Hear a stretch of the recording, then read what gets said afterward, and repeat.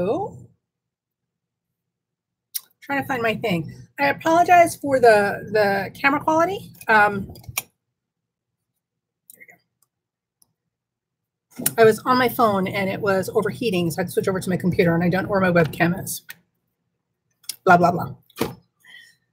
So I can't pronounce her name. Is it Kleckle? Cecil? Clee? Not sure how I should address you.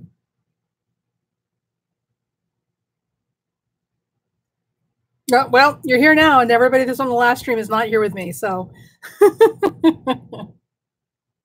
Oh, Cecile. Okay.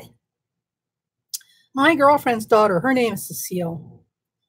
Her daughter's lovely, just lovely. Smart as a whip. Smart as a whip, and very sweet. Anyway, so, Cecile, do you have a question?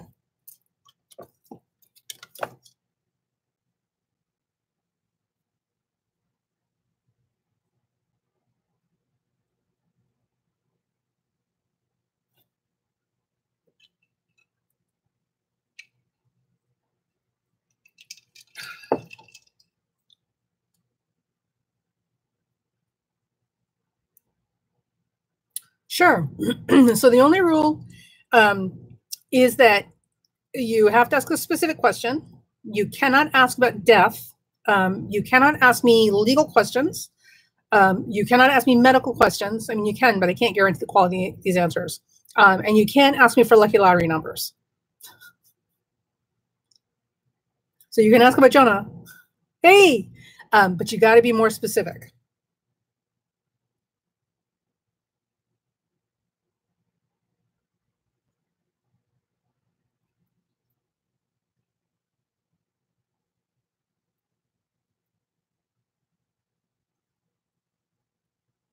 Girl, you and me both. Oh my God. I'm not kidding. I do need to win the lotto. Some psychic I am. I can't win the lottery.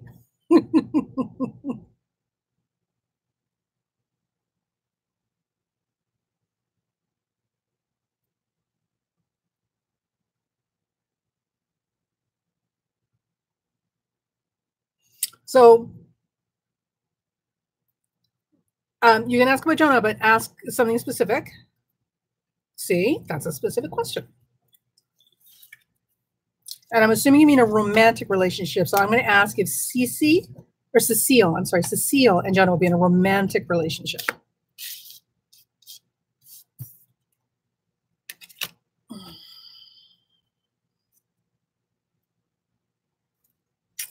I'm not loving this situation. And I'm not loving this situation for a couple of reasons. One, there is a feeling of an unfair advantage, and this situation not being, what is the word I'm looking for? This just unfair advantage. This is not a healthy situation. I don't like how this starts out as far as romantic relationships are concerned. Now, if this is a business partnership or something like that, or maybe you're musicians, starting a band, that's a whole different conversation. But in terms of romantic interest, I don't like how this is starting out. And the way you start things has a lot to do with the way things end when it comes to relationships. And also, too, if I'm getting that he is involved with somebody or actively pursuing somebody else, so his intentions or affections or commitments are lying elsewhere. And that by itself does not set up a good beginning. And then with that, I'm seeing that things are just not moving. So the only way you would get him to change the trajectory that he's on is literally if you fire blasted him like under his butt. It would take a lot because he's pretty much committed to the course he's on right now. And finally, what I'm seeing is I just don't feel like this is a healthy thing. I don't know what it is about him and what he represents to you. But I think what he represents to you is more than he's actually worth to you, if that makes any sense. So I would step back a couple steps and I would really ask myself, what is it that he represents that is so attractive to me? And really ask myself if A, that's a healthy thing. And if is he really the right person to bring that into my life? So I'm not feeling good about this. You know, and listen, I could be completely wrong. He might be, you know, the most important man you ever meet in your life and go off and have babies and live happily ever after. This could happen. I could be wrong. But from what I'm seeing here, if you're asking me, I'm not digging this. So the questions, the cards you get, these, I love my cards. These are so pretty, right? So the first thing is we're showing the 5 of Swords, right? And here's our unfair advantage. There's a whole lot going on here. That's not ideal. Not ideal. And this is the Knight of Coins, right? And this, in the combination with this, is typically shows somebody whose interest lies elsewhere, or whose commitments lie elsewhere. There are other people involved in this that you may or may not be aware of. And that never sets up a good beginning, right? And this is the Chariot. All right, a great card. And that always indicates stasis or lack of motion, things that just aren't moving. And then the final card we have around the question is the 9 of Swords, and that literally has a lot to do with like wackadoodle stuff in your head that's just not healthy, not healthy. So I don't like anything that's coming up around this particular person in this particular context right now. This could change in 6 weeks or 6 months, but where you're standing right now, this is not a good thing. So I would revisit that and ask myself what it is that makes him important to me.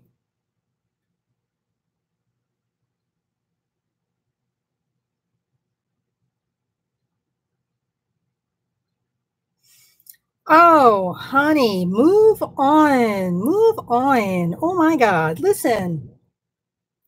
Chemistry is a beautiful thing. I will be the first person to tell you chemistry is a beautiful thing. When you find physical chemistry with somebody, like, pow, that's amazing, right? Because it doesn't happen often. So when you feel it, oh, it's like drugs, right? Very intoxicating. The problem is you are a beautiful composition of so many things, and you need to, well, you don't need to, but it's better if you share yourself with somebody who's going to celebrate every part of you, you know, and not use you like a giant masturbation toy, you know, at their convenience because they're horny, which is pretty much what he's telling you is, I want to use you to masturbate myself using your body instead of my hand, but I don't actually want to have a relationship with you because I don't like any other part of you. This is not what you need in your life. You deserve better than that. Everybody deserves better than that, you know. And listen, if you're okay being a rag for him to use, you just enjoy it, run with it, do your thing, girl, do your thing, get your rocks off. But if you know in your heart that you want intimacy and you want a relationship and you want someone who's going to celebrate you and beautifully when you need that, not when they're horny and need somebody to rub up against, move on.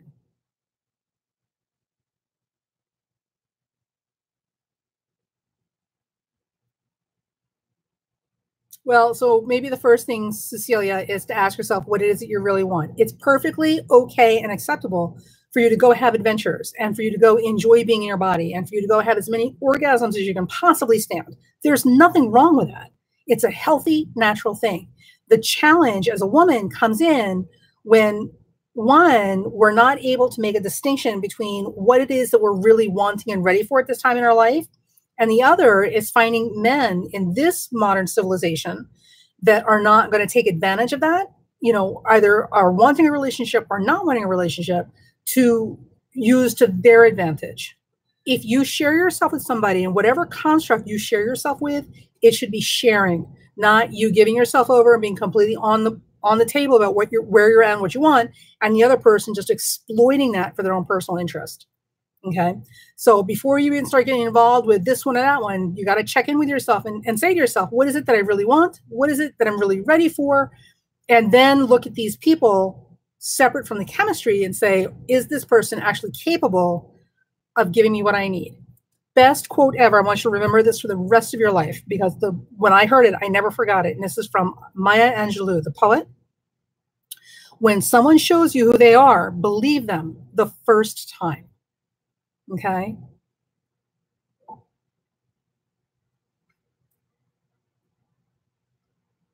So he's telling you he's not wanting to have a relationship with you because he doesn't want all of you. He just wants the parts that fit on his penis.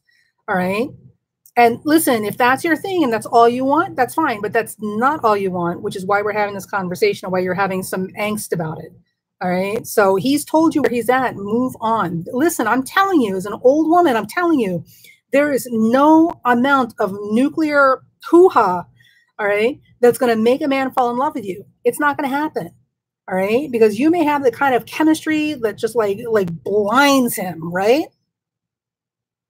That doesn't mean he loves you, and it won't be long before he's cheating on you because he actually falls in love with somebody else. All right. So this down here, contrary to popular belief, there's not that much power in it, because if this had any power, we wouldn't be worrying about getting raped every time we walk outside our door, and men would be a lot better behaved. All right. So stick with the winners. Stick with the ones that actually want to love all of you, not parts of you.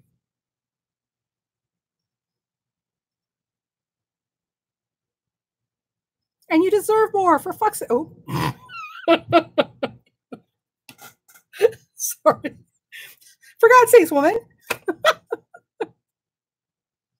You deserve more, and it's available to you out there. The problem is, especially when you're younger, like you're literally looking at just a sea of horny goats staring in the face, all telling you anything you want to hear because they're all about themselves. So the big challenge when you're young is trying to weed out the worthy, you know, from the idiots who are just lying to you so that they can use you to jerk themselves off with.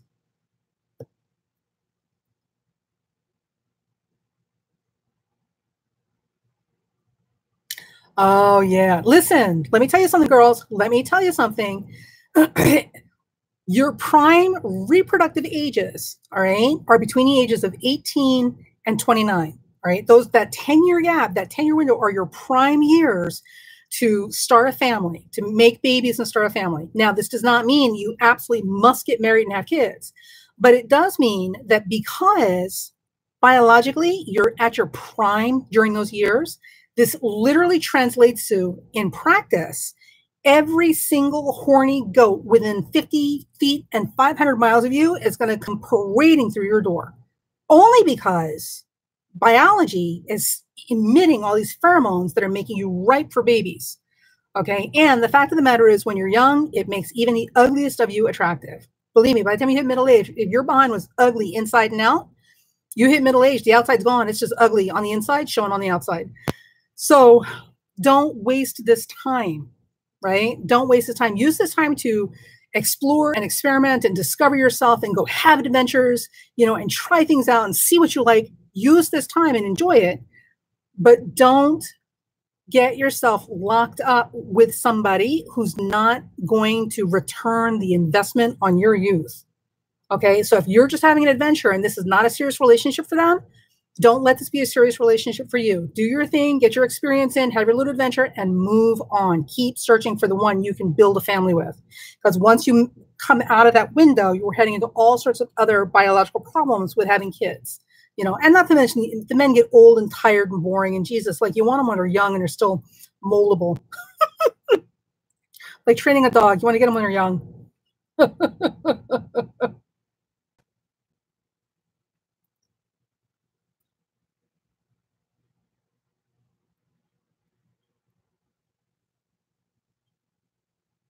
Go be awesome. Go have your adventures. Find someone who's going to love all of you and never, ever, ever, ever, ever accommodate or inconvenience yourself for somebody who's just using you as a masturbation rag. Listen, if that's all it's about, you do it at your convenience, sweetheart. Your convenience, because one of yours gets 10 of those. Don't you ever forget that. You're not here for their convenience if that's all it's about. They're here for yours. Okay, sorry. Mia, would it be rich? Is Josh Chilton mean?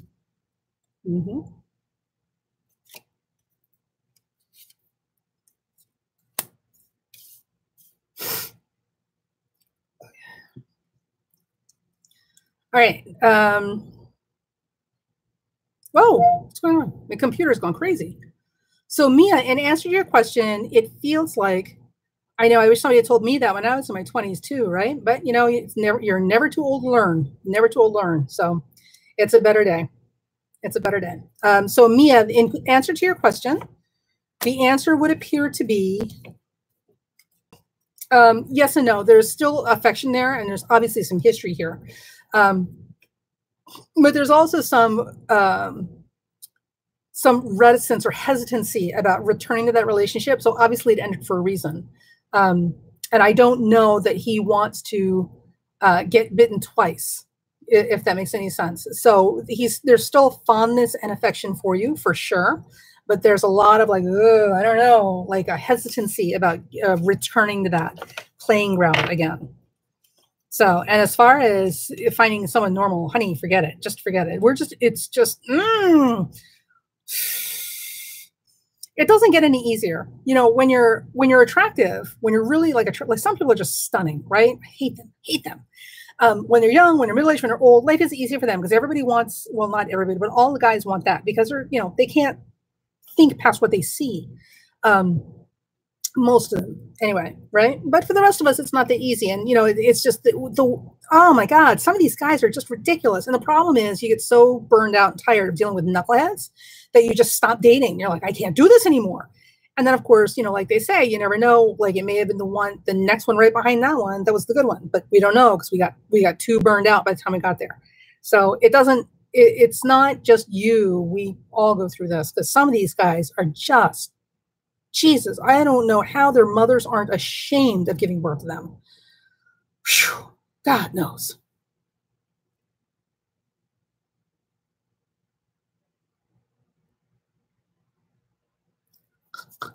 Right. Well, you know what they say, men are pigs, but who doesn't love bacon? All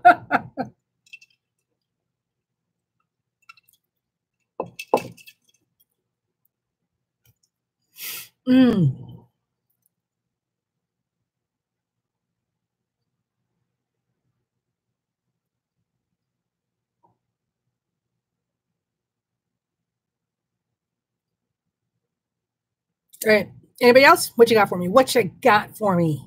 Oh, what an idiot. See, we were just talking about this and look at that. They appeared. So listen, since what we bring up clearly starts to manifest, I want you all to focus on big bags of money dropping in our laps.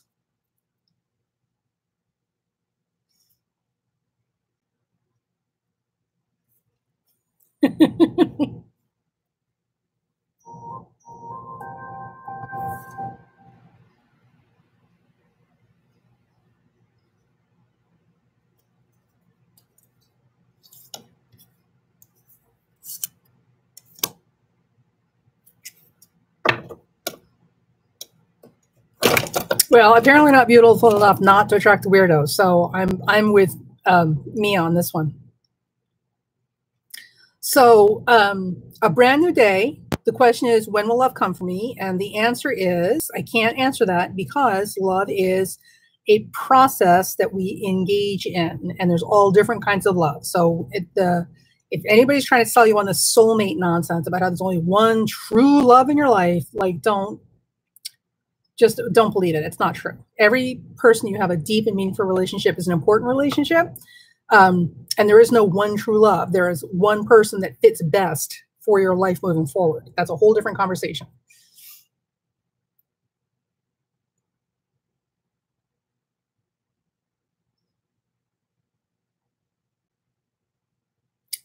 All right, and Stacy.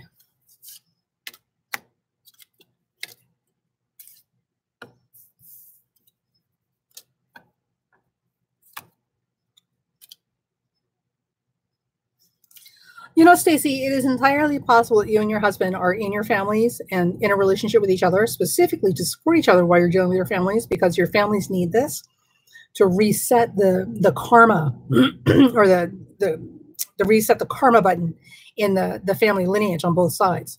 So I don't know that you're necessarily ever going to escape the insanity of your families. I think you guys were put there for a reason, and you're with each other for a reason, to support each other while you reset the family karma buttons on each side, which is pretty interesting. Who knew, right? All right, where is the block button? Jesus, moron. You.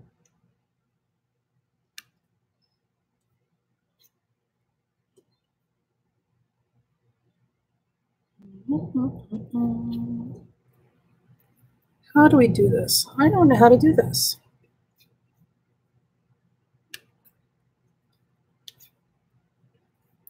Oh, wait a minute. Is this it? This is it. No, you don't have to leave, because what I'm going to do is I'm going to block you and remove you.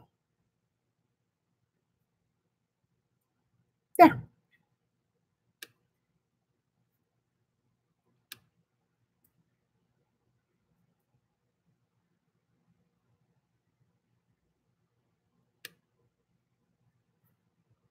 And you're going to go away. We're going to report you.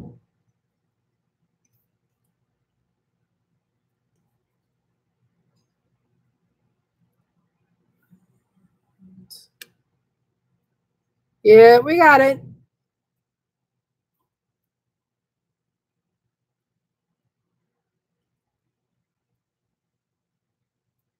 See, I'm convinced that it is the testosterone that makes him stupid. I'm convinced.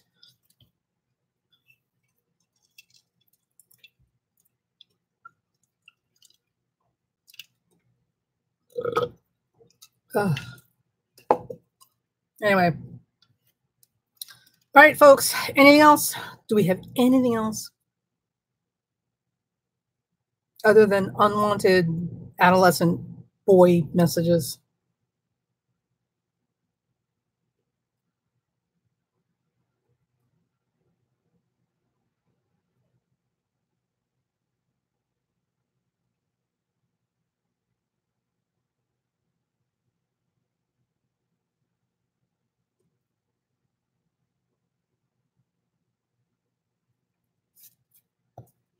When is a great guy coming?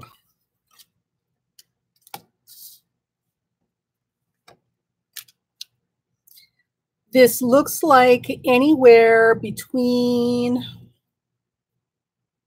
no, after between 4 and 8 weeks from now, which is going to put us into August.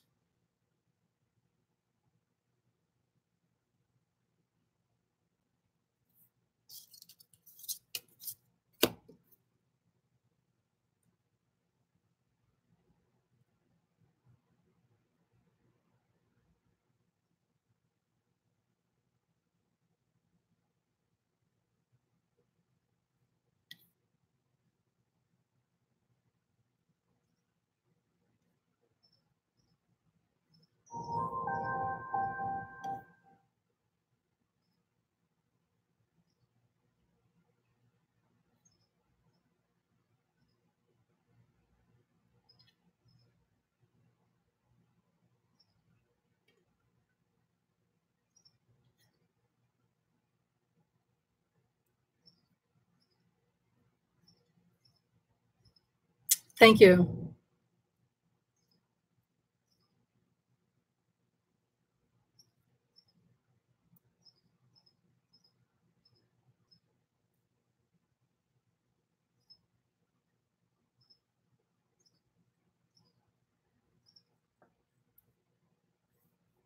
All right, so let me start with Mia and her singing, and then we're going to do Stacy and her moving.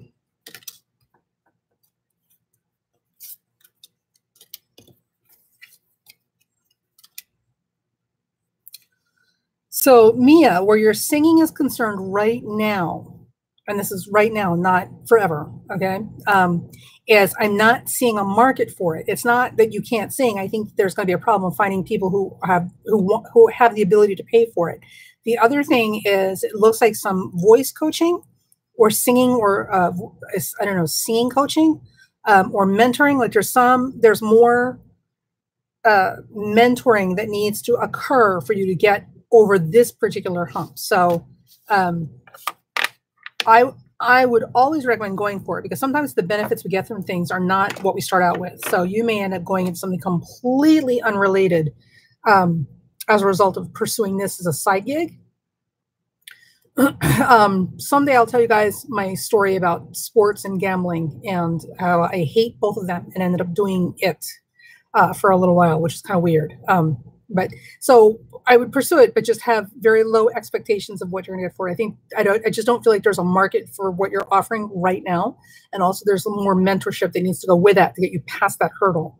But you would know better than I do, because I'm not a singer.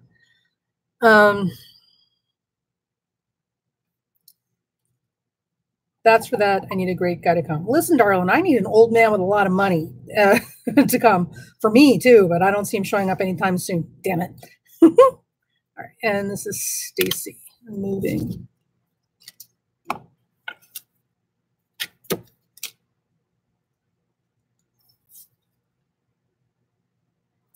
So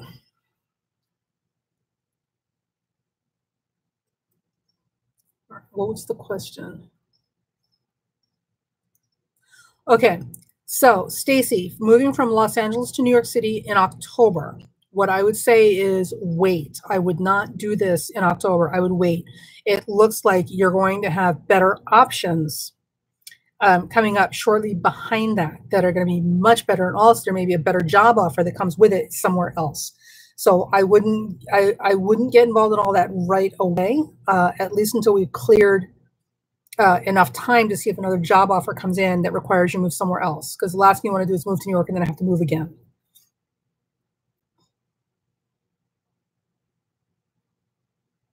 Or New York to LA, either way. Moving is not an ideal thing to do right now. I would wait until after October because I really believe that there's a job offer coming, and that's going to affect. Oh my God, it's 6:30 already. That's really going to affect where you end up living. So I'm not a huge fan of moving in the first place because it's just a lot of work. So I would try to reduce as much unnecessary moving as possible.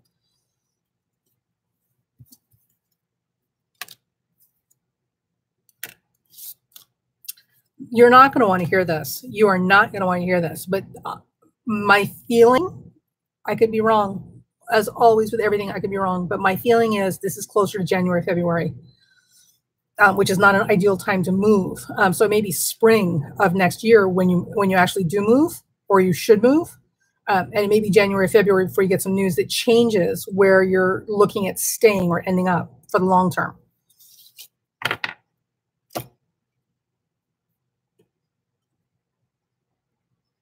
So it may be something that comes up in January, February that completely changes the playing field. So I would, if I could, if it's not imperative that I move right now, I would wait. Okay. All right. As long as that's good for you. I can't believe it's 6:30 already. Okay, folks. So, hi, Jerry. I am going to run now because I didn't realize it was already so late. God, the time flies when you're on here. So thank you all for participating. So this is fun.